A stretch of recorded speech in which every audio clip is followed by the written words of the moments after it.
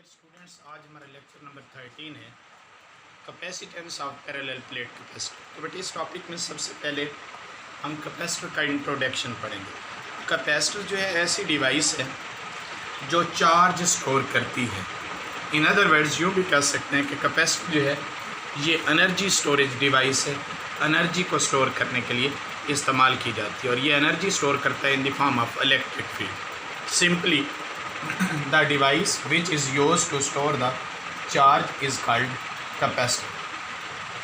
Capacitor के आगे दो कैटेगरीज होती हैं, फिक्स कैपेसिटर और वेरिएबल कैपेसिटर। ऐसा कैपेसिटर जिसकी कैपेसिटेंस फिक्स हो उसको फिक्स्ड कैपेसिटर कहते हैं। जैसा कि पंखे के अंदर, फैन के अंदर जो कैपेसिटर इस्तेमाल होता है उसकी कैपेसिटेंस फिक्स होती है। दूसरा होता है वेरिएबल कैपेसिटर। ऐसा कैपेसिटर जिसकी कैपेसिटेंस चेंज हो सके, वेरी हो सके, उसको वेरिएबल कैपेसिटर कहते हैं। जैसा कि हमारे टीवी वगैरह के अंदर, रेडियो के अंदर एलसी सर्किट लगा होता है, इंडक्टर कैपेसिटर सर्किट, तो वहाँ पे जो कैपेसिटर होता है वो वेरिएबल कैपेसिटर होता है। उसी की कैपेसिटेंस को चेंज करके तो हम अपने सर्किट की, रेडियो सेट के अंदर लगे सर्किट की कैपेसिटेंस को चेंज कर सकते हैं। आमतौर पे जो कैपेसिटर है वो दो पैरेलल प्लेट्स पर मुश्तमिल होता है। ये मेटालिक प्लेट्स होती हैं, कंडक्टर होती हैं दोनों।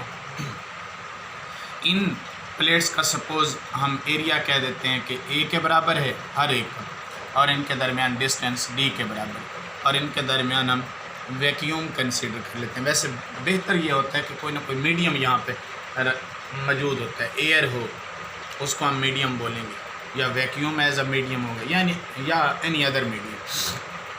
जब ऐसे पैरेलल प्लेट कैपेसिटर को बैटरी के साथ अटैच करते हैं और इस स्विच को क्लोज़ कर देते हैं तो ये बैटरी इन दोनों प्लेट से कनेक्टेड हो जाती है। तो होता ये है कि ये पॉजिटिव पोटेंशियल है, ये इस प्लेट के इलेक्ट्रॉन को अपनी तरफ अट्रैक्ट करता है। जब इलेक्ट्रॉन इस प्लेट से निकल आते हैं तो इस प्लेट पे कौन सा चार्ज अपीयर हो जाता है? Positive charge.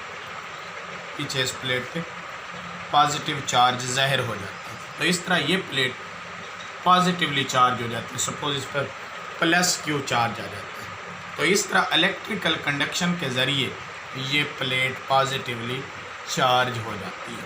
इसके बाद इन दोनों प्लेट्स के दरमियान इंडक्शन होती है। इंडक्शन प्रोसेस के ज़रिए असर ये प्लेट जो है ये क्या हो जाती है?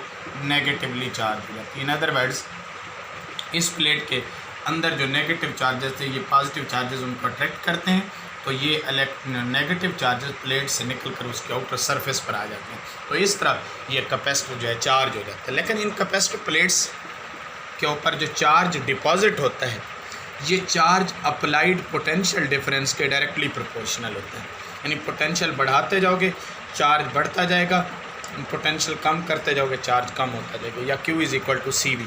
C जो है प्रोपोर्शनैलिटी कांस्टेंट है और इसको कैपेसिटेंस ऑफ कैपेसिटर कहते हैं। C को एलिमिनेट करें तो Q/V आ जाए। याद रहे कि Q और V के दरमियान ग्राफ ड्रा करें तो ये लीनियर प्रोपोर्शनैलिटी पाई जाती है, यानी ये दोनों डायरेक्टली प्रोपोर्शनल होती हैं। तो अब यहाँ पे एक क्वेश्चन अराइज होता है कि अगर हम पोटेंशियल को कम कर दें तो मैथमेटिकल इक्वेशन के मुताबिक कैपेसिटेंस को बढ़ना पड़ेगा, इसको बढ़ा दें तो कैपेसिटेंस को क्या होना पड़ेगा? कम होना पड़ेगा। लेकिन ये रॉन्ग, ये गलत है। उसकी वजह क्या है कि जब आप वोल्टेज को बढ़ाओगे चार्ज बढ़ जाएगा, वोल्टेज को, पोटेंशियल को कम करोगे चार्ज कम हो जाएगा, यानी ये रेशो कांस्टेंट रहेगी। वोल्टेज के बढ़ाने या कम करने से कैपेसिटेंस पे कोई असर नहीं पड़ेगा। तो इससे ये सवाल उठता है कि कैपेसिटेंस डिपेंड किन चीज़ों पे करती है? तो याद रखिएगा दो फैक्टर है। Geometry of the capacitor, geometry से मुराद कैपेसिटर की प्लेट्स का एरिया क्या है और उन प्लेट्स के दरमियान डिस्टेंस कितना है, और दूसरा मीडियम बिटवीन टू प्लेट्स। इन प्लेट्स के दरमियान मीडियम कौन सा है? ग्रीस है, पानी है, वैक्यूम है, एयर है। तो इस तरह मीडियम पे भी डिपेंड करे। तो ये जो कैपेसिटेंस है फिर इसको हम यूँ डिफाइन कर सकते हैं, the capacity of a capacitor to store charge is called capacitance. और कैपेसिटेंस का यूनिट क्या होता है?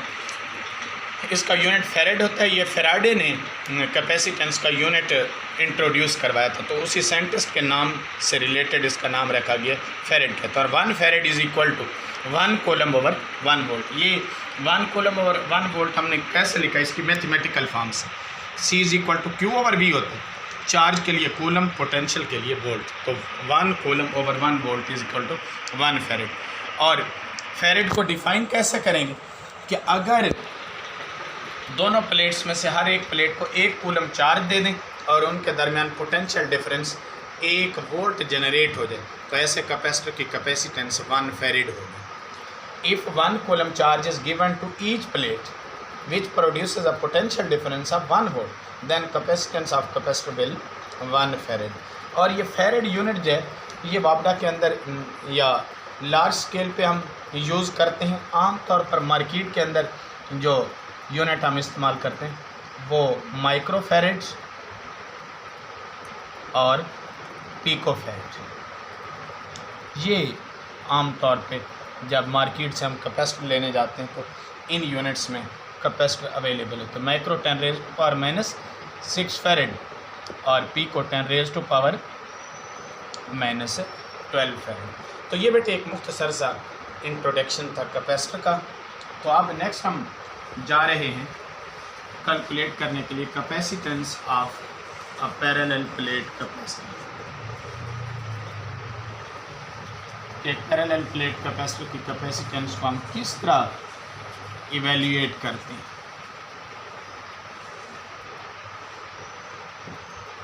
सपोज जिस तरह अभी हमने एक कैपेसिटर फ़र्ज़ किया था जो 2 पैरेलल प्लेट्स पर मुश्तमिल था, जिस पे हमने पोटेंशियल V अप्लाई किया था और हमने कहा कि इन प्लेट्स पे चार्ज Q मैग्नीट्यूड का डिपॉजिट हो जाता है जब स्विच को क्लोज़ करते हैं। लेकिन अगर इन दोनों प्लेट्स के दरमियान वैक्यूम हो तो कैपेसिटेंस का क्या फार्मूला भी हमने ड्राइव किया था, C is equal to Q over V। तो हम इसको C वैक्यूम कह दें, C वैक्यूम, इसको मैं इक्वेशन नंबर 1 कह दूँ। लेकिन यहाँ पे गौर करें तो ये जो सूरत हाल है इन 2 प्लेट्स की, ये आपने पढ़ा था electric field intensity as a potential gradient. तो वहाँ से E की क्या वैल्यू आई थी, E is equal to V over D। ये है electric field as a potential gradient. यहाँ से वैल्यू निकालें तो V is equal to ED आ गया। ये सेकंड इक्वेशन। ये तो हमने जनरली डेफिनेशन से इलेक्ट्रिक फील्ड इंटेंसिटी लिखी, लेकिन आप गाज़ लॉ की एप्लीकेशन को रिमाइंड करें तो आपको याद होगा वहाँ पे हमने electric field intensity due to 2 oppositely charge plates भी कैलकुलेट की थी। क्या रिलेशन आया था, सिग्मा ओवर एप्सिलॉन नॉट। आप E की ये वाली वैल्यू यहाँ पे पुटअप करें तो V is equal to sigma D over epsilon not आ जाएगी। ये थर्ड इक्वेशन। अब अगर हम सरफेस चार्ज डेंसिटी को डिफ़ाइन करें जिसको सिग्मा से डिनोट करते हैं तो क्या डेफिनेशन हमने पढ़ी थी, चार्ज पर यूनिट एरिया। यहाँ से Q निकालें कि हर प्लेट पर टोटल चार्ज कितना होगा, तो सिग्मा इंटू ए। अब इसको इक्वेशन नंबर 1 में यूज़ करें तो C vacuum is equal to Q की जगह क्या लिखेंगे, सिग्मा ए ओवर, ये एक तो हम Q की वैल्यू पुट कर रहे हैं इक्वेशन नंबर 1 के अंदर और दूसरा V की वैल्यू। इन अदर वर्ड्स आप यूँ कह सकते हो using equation number 3 and 4 in 1 first में, तो Q की जगह मैंने सिग्मा ए पुट अप कर दिया और V की जगह इक्वेशन नंबर 3 के मुताबिक क्या लिखोगे, sigma D over epsilon not. Sigma sigma से कैंसिल आउट हो जाएगा, एप्सिलॉन नॉट बटे का बटा है, इसको ऊपर ले जाओगे तो C vacuum is equal to A epsilon not over D आ जाएगा। ये बेटे है capacitance of parallel plate capacitor when vacuum is between 2 plates.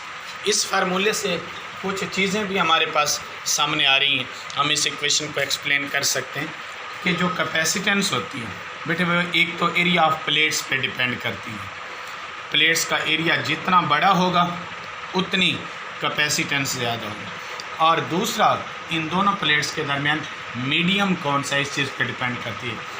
अगर कोई डाई इलेक्ट्रिक मीडियम इंसुलेटर रखेंगे, ज़ाहिर सी बात है कैपेसिटेंस बढ़ेगी, क्योंकि कैपेसिटेंस का मीडियम के साथ डायरेक्ट रिलेशन है। ये तो परमिटिविटी या फ्री स्पेस और डी के इन्वर्सली प्रोपोर्शनल है, यानी प्लेटों को दूर करते जाओगे कैपेसिटेंस कम होती जाएगी, नज़दीक लाते जाओगे कैपेसिटेंस क्या होती जाएगी, बढ़ती जाएगी। अब हम कहते हैं कि डाई इलेक्ट्रिक के रखने से कैपेसिटेंस पर क्या इफ़ेक्ट पड़ेगा। With dielectric as a medium, बेटे जब डाई इलेक्ट्रिक रखेंगे तो ज़ाहिर सी बात है, इस फार्मूले से क्लियर हो रहा है कि यहाँ पे मीडियम रखने से कैपेसिटेंस इंक्रीज़ हो। लेकिन फिर भी इसको हम बाकायदा तौर पे डिस्कस करने के लिए फ़र्ज़ करें हमारे पास एक कैपेसिटर चार्ज शुदा है, हमने बैटरी की मदद से इसको चार्ज कर लिया था। एक प्लेट पे सपोज पॉजिटिव चार्ज था, दूसरी पे क्या था, नेगेटिव। हम बैटरी हटा देते हैं, जब ये चार्ज हो जाता है यहाँ पे वोल्ट मीटर लगा देते हैं जो पोटेंशियल डिफरेंस बताएगा इन दो प्लेट्स के दरमियान।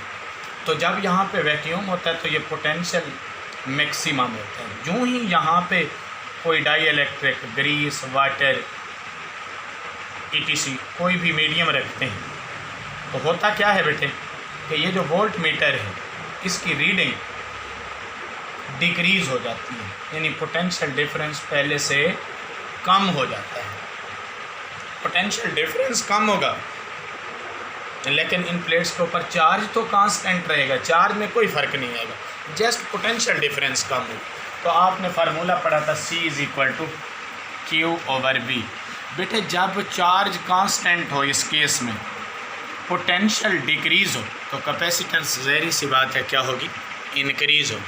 और उस कैपेसिटेंस को लिखेंगे कैसे, C medium A epsilon not epsilon R relative permittivity over DR। ये है कैपेसिटेंस फॉर मीडियम। अब आप इक्वेशन नंबर 6 और 5 को एक दूसरे पे डिवाइड कर दें।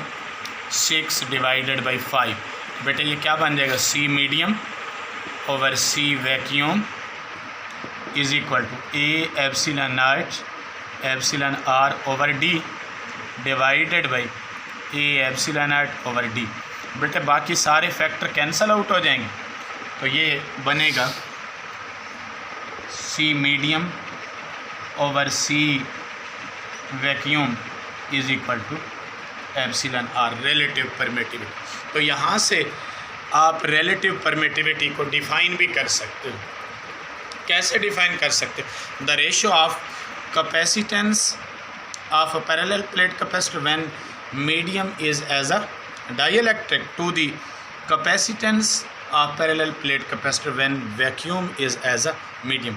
इन कैपेसिटेंसेस की रेशो को रिलेटिव परमिटिविटी कहा जाता है, या जहाँ से आप यूँ भी अंडरस्टैंड कर सकते हैं, C medium epsilon R C vacuum.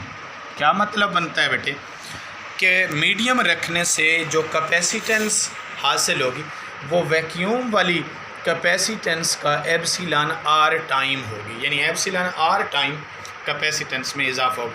अब हर मीडियम की आप रिलेटिव परमिटिविटी जानते हो, मुख्तलिफ होती है। जिस तरह वैक्यूम की 1 होती है, एयर की 1.0006 होती है।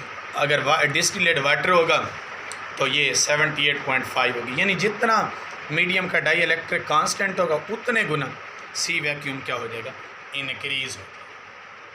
और याद रखिएगा रिलेटिव परमिटिविटी का कोई यूनिट नहीं होता। ये बेटे आज का टॉपिक था। नेक्स्ट